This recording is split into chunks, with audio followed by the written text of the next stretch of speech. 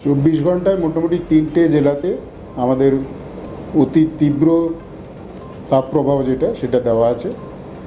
সেটা হচ্ছে পশ্চিম বর্ধমান, পশ্চিম মেদিনীপুর আর বীরভূম।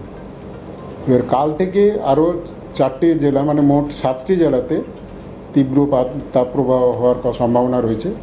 তার মধ্যে এই 3টে জেলা তো রয়েইছে, সাথে বাঁকুড়া, ঝাড়গ্রাম আর ইস্ট বর্ধমান, এই 3টে জেলা আরও অ্যাড করা হবে, মানে হওয়ার সম্ভাবনা রয়েছে মোট 7টা জেলাতে। আর বাকি যে জেলাগুলো রয়েছে আমাদের গাঙ্গেয় পশ্চিমবাংলায়, সেগুলো তাপপ্রবাহ সতর্কতা আমরা জারি করেছি। কথা বলি, দার্জিলিং এবং কালিম্পং, ওই 2-1টা জায়গায় খুব হালকা ধরনের বৃষ্টিপাত হওয়ার সম্ভাবনা রয়েছে।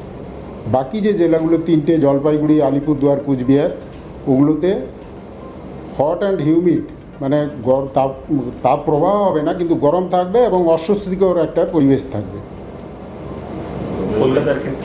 কলকাতার ক্ষেত্রে কালকের থেকে একটু টেম্পারেচার কম, 40 ডিগ্রির মতো থাকার সম্ভাবনা রয়েছে, কালকের থেকে কম।